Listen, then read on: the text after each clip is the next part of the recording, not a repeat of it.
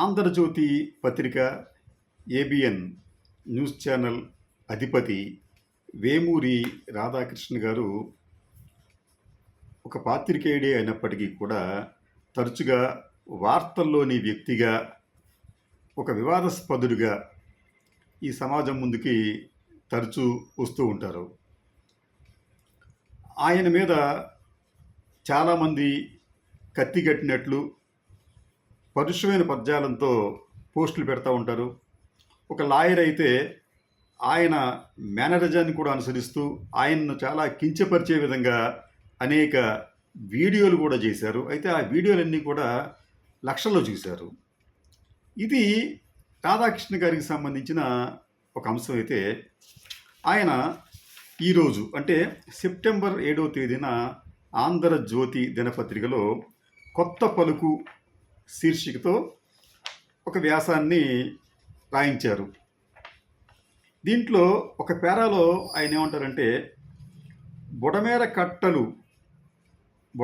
కట్టలు తెగటానికి ఇబ్రహీంపట్నం వద్ద 24 ఏళ్ల క్రితం ఏర్పాటు చేసిన మినీ హైడల్ ప్లాంట్ కారణం అని ఒక సరికొత్త ప్రచారానికి తెరలేపారు.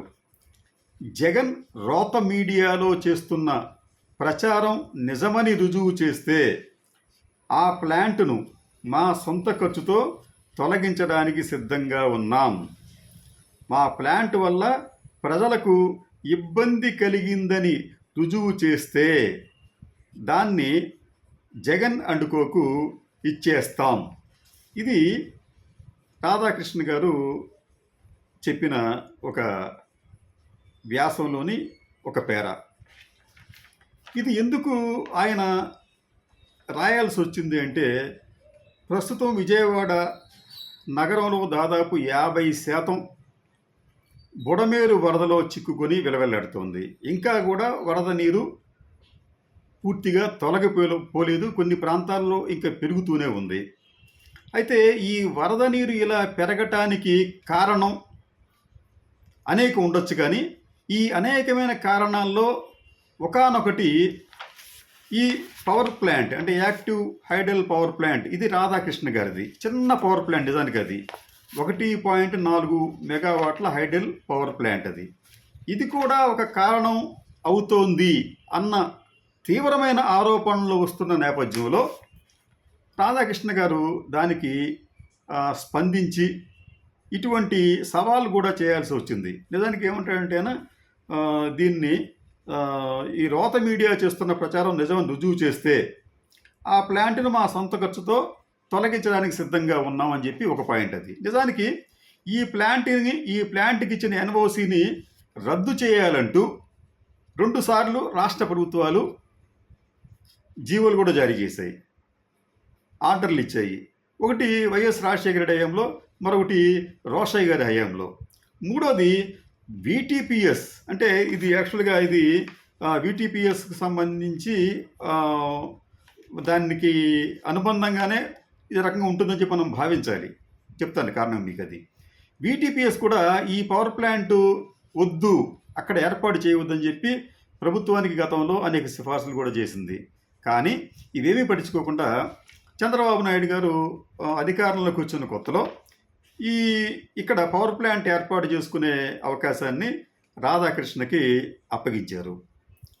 అంటే 2 సార్లు ప్రభుత్వాలు ఇక్కడి నుంచి మీరు తీసేయండి అని చెప్పినప్పటికీ కూడా ఈయన తీయలేదు. కానీ ఇప్పుడు ఏమంటారంటే ఈ రోత మీడియా చేస్తున్న ప్రచారం నిజమని రుజువు చేస్తే ఆ ప్లాంట్ను మా సొంత ఖర్చుతో తొలగిస్తామని చెప్పి అంటారు. దానికి రుజువే ఉంది. ఇంకా మీకు ఇచ్చిన ఎన్ఓసీలు రద్దు చేస్తూ ఆదేశాలు కూడా ఇస్తే మీరు కోర్టుకు వెళ్ళారు. అది ఎప్పుడో తేలుతుంది. కాబట్టి ఏంటంటే ఇక్కడ మీరు రుజువు చేయటానికంటే మీరు రుజువు చేయాలి మా ఈ ప్లాంట్ వలన ఎటువంటి ఆటంకాలు లేవు అని చెప్పి. అదొక అంశం. అది రెండోది, మా ప్లాంట్ వల్ల ప్రజలకు ఇబ్బంది కలిగిందని రుజువు చేస్తే దాన్ని జగన్ అండుకోకి ఇచ్చేస్తాం. ఇది చిన్నపిల్లవాడి వ్యాఖ్యలో ఉంది. మీరు జగన్ రుజువు చేస్తే మీరు ఆయనకి ఇచ్చేస్తారా? ఇచ్చేస్తే ఆయన ఏం చేసుకుంటాడు? దాన్ని క్రాప్గా అమ్ముకోవాలా, దాన్ని నడుపుకోవాలా? అంటే ఇటువంటి వ్యాఖ్యలు లేకపోతే వ్యాసాల్లో వ్యాఖ్యలు చేసేటప్పుడు కొద్దిగా ఆలోచించి చేస్తే బాగుంటుందనేది బహుశా అది చేస్తే బాగుంటుందనేది ఒక అభిప్రాయం. సరే, ఇక అసలు విషయానికి వస్తే దీని నేపథ్యం కూడా ఒకసారి చూస్తే మనం దీన్ని సుమారుగా 24 సంవత్సరాల క్రితం ఏర్పాటు చేశారు. ఎక్కడ? విజయవాడ హైవేకి పక్కనే వీటీపీఎస్కి అనుబంధంగా అనమాట. ఎందుకంటున్నానంటే ఇది వీటీపీఎస్కి సంబంధించి వారికి సంబంధించి ఒక కాలువ ఉంది. ఆ కాలువ నేపథ్యం ఏంటంటే వీటీపీఎస్లో దీనికి సంబంధించి కూలెంట్స్, అంటే ఇక్కడ వాటర్ని కృష్ణానదికి సంబంధించిన వాటరు వాళ్ళకి కావాలి. ఆ కృష్ణానది వాటర్ని తీసుకుంటూ వారు దీనికి సంబంధించి ఈ కండెన్సర్స్ని కూల్ చేయడానికి ఈ వాటర్ని వారు వాడుకుంటూ తిరిగి దానిని ఒక కాలువ ద్వారా కృష్ణానదిలోకి పంపిస్తారు. ఈ వాటర్ అంటే కూలెంట్లోంచి వచ్చే, అది కండెన్సర్ నుంచి వచ్చే వాటరు వేడిగా ఉంటుంది కాస్త. అది చాలా స్పష్టంగా మన కృష్ణానది బరాజ్ దగ్గరికి వెళ్తే అది మనం గమనించవచ్చు ఆ వేడి వాటర్ని. ఈ వాటర్ అన్ని తిరిగి కృష్ణానదిలోకి పంపించడానికి కాలువను తవ్వారు.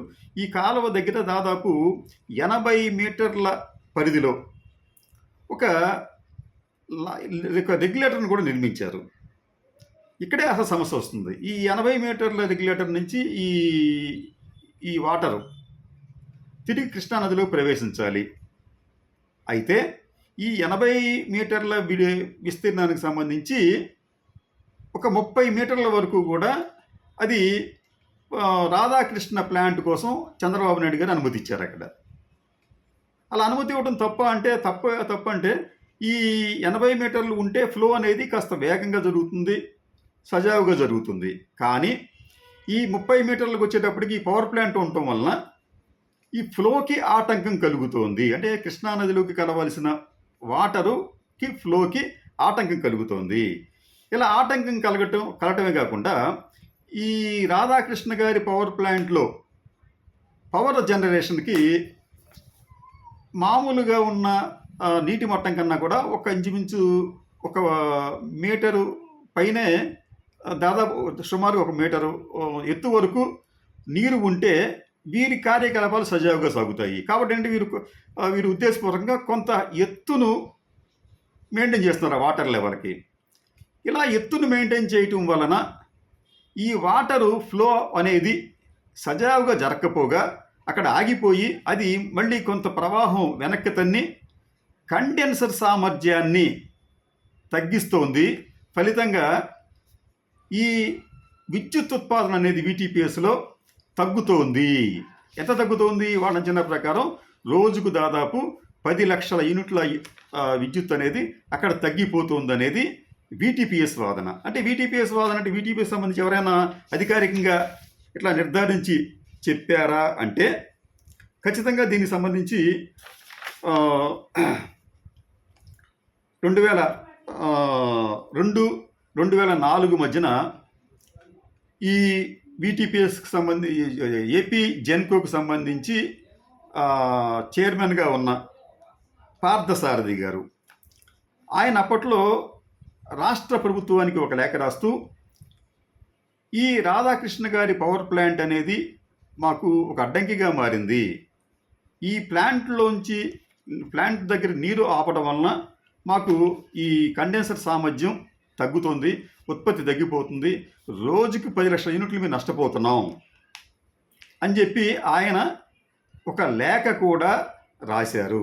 అప్పట్లో ఆయన చెప్పిన దాని ప్రకారం ఏంటంటే 2001 మార్చి, అలాగే 2001 మార్చి 29 నుంచి 2001 జూలై 1 మధ్య కాలంలో దాదాపు 29.165 మిలియన్ యూనిట్ల విద్యుత్తును వీటీపీఎస్ నష్టపోవాల్సి వస్తోంది అని పార్థసారథి గారు తన లేఖలో రాశారు. అప్పట్లో ఆయన అంచనా ప్రకారం దాదాపు ఈ చిన్న పవర్ ప్లాంట్ వలన రాధాకృష్ణ గారికి వచ్చే లాభం ఎంతో తెలియదు, కానీ వీటీపీఎస్కి వచ్చే నష్టం మాత్రం రోజుకు 10 లక్షల యూనిట్లు అని చెప్పి, ఇది మనం చెప్పడం కాదు, ఆనాటి జెన్కో చైర్మన్ సిఎండి పార్థసారథి గారు లేఖలోనే అధికారికంగా తెలియజేశారు. అప్పుడు ఆ ఆ లెక్కను చూస్తే ఆయన ఇచ్చిన లెక్కల గణాంకాల ప్రకారం చూస్తే ఇక్కడ ఈ ప్లాంట్ వలన VTPS ఏడాదికి 126 కోట్ల రూపాయల మేరకు నష్టపోతుంది ఆ రోజుల్లో. అంటే అప్పుడు యూనిట్ సుమారుగా 3.5 ఆ రేంజ్లో ఉండే రోజుల్లో. కానీ ఇప్పుడు కాస్త పెరిగింది కాబట్టి ఈ నష్టం ఇంకా పెరుగుతుంది.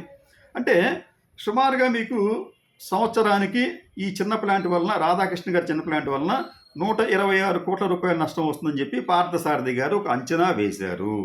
ఆ లెక్కన ఈ 20 సంవత్సరాలు చూస్తే ఈ నష్టం అనేది దాదాపు 2520 కోట్ల రూపాయలు.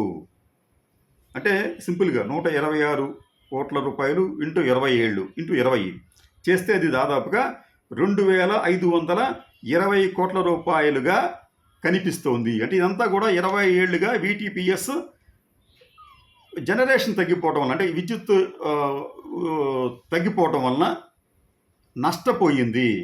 ఈ నష్టానికి కారణం ఎవరంటే రాధాకృష్ణ గారి చిన్న పవర్ ప్లాంట్. అంటే పవర్ ప్లాంట్ చిన్నదైనప్పటికీ కూడా దాని ప్రభావం తీవ్రత, నష్ట తీవ్రత చాలా ఎక్కువగా ఉందని చెప్పి ఆ పార్థసారథి గారి అభిప్రాయం. ఇదే గమనించి ఇద్దరు ముఖ్యమంత్రులు దీనిని అక్కడి నుంచి తొలగించాలని చెప్పి ప్రయత్నించినప్పటికీ కూడా అది సాధ్యం కాలేదు. ఇది ఒక అంశం అయితే, రెండో అంశం ఏంటంటే ఈ కాలువకు సంబంధించి నిజంగా ఇది ఒక బాటిల్ నెక్గా దీన్ని మనం భావించాలి. అంటే ప్రవాహం వస్తున్నప్పుడు దానిని నిరోధించే ఒక అడ్డంకిగా ఈ పవర్ ప్లాంట్ మారిందనే భావనను నిపుణులు కూడా వ్యక్తం చేస్తున్నారు. ఫ్రీ ఫ్లో జరిగిపోవాలి కృష్ణానదిలోకి, కానీ జరగటం లేదు. ఇలా జరగకపోవటం వలన నష్టం జరుగుతోంది. ఇదే ఇంకొక నష్టం ఏంటంటే, ఇక్కడ విషయం ఏంటంటే, ఇదే VTPS కాలువకు సంబంధించి మరొక ఆసక్తికరమైన విషయం ఏంటంటే, మీకు బుడమేరు నదికి సంబంధించి, బుడమేరుకి సంబంధించి నది అనకూడదు, దాన్ని బుడమ ఏరు అంటే అదొక ఏరు. అది మీకు ఈ జీకొండూరు, మైలవరం ప్రాంతాలు మీకు వర్షాలు పడితే ఒక ఏరులాగా ఈ వాటర్ అంతా ప్రవహిస్తూ, అది గతంలో వాటర్ తన సహజమైన మార్గం ఏంటంటే ఆ నీరంతా కూడా అది విజయవాడ వెలుపల నుంచి కొల్లేరులోకి వెళ్ళిపోయేది. అయితే అది ప్రతి సంవత్సరం కూడా ఎంతో కొంత నష్టాన్ని పంటలకి అలాగే ప్రజలకు కూడా నష్టాన్ని కలిగిస్తుండడంతో వెలగలేరు వద్ద ఆ ప్రవాహాన్ని అడ్డుకొని దానిని కృష్ణానదిలోకి పంపడానికి ఒక రెగ్యులేటర్ నిర్మించారు. దానికి 11 గేట్లు, క్రస్ట్ గేట్లు ఉంటాయి. ఈ రెగ్యులేటర్ నిర్మించడం వల్ల ఏమైందంటే, కృష్ణానదికి ఈ బుడమేరుకు సంబంధించి వరద వస్తే అది విజయవాడ వైపు రాకుండా దీని ద్వారా, ఈ మన కొత్తగా నిర్మించిన రెగ్యులేటర్ ద్వారా అదేం చేస్తుందంటే, VTPS పక్క నుంచి వెళుతూ VTPS కోసం నిర్మించిన కాలువ ద్వారా, VTPS కోసం నిర్మించిన ఈ కూలెంట్ వాటర్ పోవటానికి కాలువ ద్వారా అది కృష్ణానదిలోకి వెళ్ళాలి. ఇక్కడికి ఇంకో సమస్య ఎదురవుతుంది. ఈ బుడమేరు ప్రవాహం అనేది మొన్న ఈ మధ్యన ఒక 4 డేస్ క్రితం చాలా తీవ్రంగా వచ్చినప్పుడు ఆ నీటిని డైవర్ట్ చేయాలి అని చెప్పి ప్రయత్నించినప్పుడు ఈ బాటిల్ నెక్ దగ్గర చాలా ఇబ్బంది ఎదురయ్యింది. VTPSకి సంబంధించి నీటితో పాటు దీనిని కూడా డిశ్చార్జ్ చేయాలి అంటే అక్కడ ఈ రాధాకృష్ణ గారి పవర్ ప్లాంట్ కూడా ఒక బాటిల్ నెక్గా మారింది. దాంట్లో సందేహం లేదు.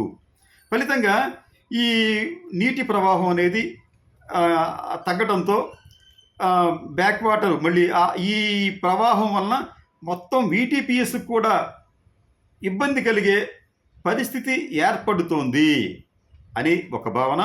రెండోది, ఈ నీటి వలన అంటే ఇట్లాగా ఈ అడ్డంకులు ఉండటం వల్ల, ఈ నీటి ప్రవాహానికి కృష్ణానదికి వెళ్ళడానికి ఉన్న అడ్డంకుల వలన ఈ ప్రవాహం మళ్ళీ వెనక్కి తన్ని VTPSకే కాదు, అలాగే జీకొండూరు, మైలవరం ప్రాంతాల్లో ఉన్న గ్రామాలకు కూడా నష్టం కలుగుతుందనే ఉద్దేశంతో ఏం చేశారంటే, అక్కడ వెలగలేరు దగ్గర ఏర్పాటు చేసిన 11 గేట్లను ఒకేసారి ఎటువంటి హెచ్చరికలు లేకుండా వాటిని ఎత్తివేశారు. ఫలితంగా విజయవాడలో దాదాపు సగ ప్రాంతం మునిగిపోయింది. అయితే ఈ మునిగిపోవటానికి ఈ పవర్ ప్లాంట్కి కారణం ఉందా అంటే, ఒక రకంగా చెప్పాలంటే ఎంతో కొంత కారణం ఉంటుంది. పూర్తిగా కారణం కాకపోవచ్చు, ఎంతో కొంత కారణం ఇది కూడా అంటే అనేక కారణాలు అంటే ఒక కారణం ఇది కూడా కావచ్చనే భావనను నిపుణులు వ్యక్తం చేస్తున్నారు. ఏది ఏమైనప్పటికీ కూడా ఇటువంటి పవర్ ప్లాంట్స్ అనేవి చాలా చిన్నవైనప్పటికీ కూడా నష్టాన్ని అపారంగా కలిగిస్తున్నాయి. కాబట్టి రాధాకృష్ణ లాంటి ఒక పాత్రికేయుడు, సామాజిక స్పృహ ఉన్న వ్యక్తి, ఆయన ఇటువంటి వాటి మీద కూడా కోస్త దృష్టి పెట్టి స్వంత లాభం కొంత మానుకం అని చెప్పారు. కాబట్టి ఆయన దీనిని వేరే చోటకి తొలగిస్తే బాగుంటుందేమోనన్న సూచనలు కూడా వస్తున్నాయి. ఎందుకంటే నిజానికి ఈ పవర్ ప్లాంట్కి సంబంధించి మరొక ఆసక్తికరమైన విషయం ఏంటంటే దీని ఏర్పాటుకు సంబంధించి 1998 ఏప్రిల్ 13వ తేదీన 532 జీవో నెంబర్ విడుదల చేశారు. అయితే ఈ జీవోలో ఏం చెప్పారంటే వాళ్ళు ఈ కూలింగ్ వాటర్ కెనాల్కు అంటే దీనికి సంబంధించి ఈ కూలింగ్ కెనాల్ వాటర్ దీని మీద ఎవరైతే నిర్మిస్తారో దానిని ఇప్పుడున్న ప్లేసులో కాకుండా జాతీయ రహదారి వైపు ఉన్న ఐలాండ్లో చేపట్టాలి అని చెప్పి స్పెసిఫిక్గా పేర్కొన్నారు. అయితే ఆ ఐలాండ్లో పెడితే నీటి ప్రవాహం అనిశ్చితంగా ఉంటుంది.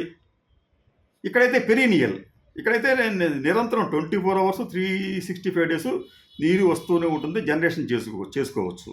ఇది లాభసాటిగా ఉంటుంది. అయితే ఇలా చేయటం వలన ప్రవాహానికి గడ్డి తగిలి వీటీపీఎస్కి నష్టం జరుగుతుంది. అందుకని ఏంటంటే వీటీపీఎస్ అని చెప్పారంటే ఇక్కడ కాదు వీటి పెట్టాల్సింది, చిన్న ఐలాండ్ ఉంది అక్కడే పెట్టుకోమని చెప్తే దాన్ని ఉల్లంఘించి ఇక్కడ దాన్ని ఇది వీటీపీఎస్ కోసం ఏర్పాటు చేసిన ఈ 80 మీటర్ల విస్తీర్ణంలో ఉన్న కాలువకు సంబంధించి అక్కడ ఏర్పాటు చేశారు. అక్కడ దాదాపు 30 మీటర్లు దీనికోసం పోయింది. ఈ ప్లాంట్ కోసం దాన్ని ఇక్కడ బ్లాక్ చేయాల్సిన పరిస్థితి ఏర్పడింది. అంటే దీన్ని ఎక్కడ నిర్మించాలో అక్కడ నిర్మించకుండా ప్రవాహానికి అంటే వీటీపీఎస్కి ఇబ్బంది కలిగే విధంగా, నీటి ప్రవాహానికి అడ్డు తగిలే విధంగా దీన్ని నిర్మించారు అనేది కూడా ఉంది. కాబట్టి రాధాకృష్ణ గారు ఇటువంటి విషయాల్లో ఆంధ్ర ప్రజల పట్ల మీ వైఖరి కూడా కాస్త మారి అనవసరంగా ఎందుకు విమర్శలు ఎదుర్కొనే పరిస్థితి రావాలి? చిన్న పవర్ ప్లాంట్ 1.4 మెగావాట్ల పవర్ ప్లాంటే మీది. దీనికోసం అని చెప్పి విమర్శలు మీరు ఎదుర్కొంటున్నారు. అలాగే ప్రజల్లో కూడా అపోహ ఏర్పడింది. దీనివల్లనే ఈ వరదలు కూడా వస్తున్నాయని చెప్పి. మూడోది, ప్రభుత్వాలు కూడా మీకు గతంలో 2 సార్లు ఎన్ఓసీలు ఇచ్చాయి. పర్యావరణవేత్తలు కూడా అక్కడ ఈ మినీ హైడ్రో ప్లాంట్ ఉండటం భావ్యం కాదని చెప్పి చెప్తున్నారు. కాబట్టి మీరు దీని పట్ల దృష్టి సారించి ఒక పరిష్కార మార్గాన్ని కనుగొంటే ఉభయ కుశలోపరిలాగా ఉంటుంది. అంటే ఇటు మాలాంటి బుడవేరు బాధితులకి మీకు కూడా బాగుంటుందనేది అభిప్రాయం.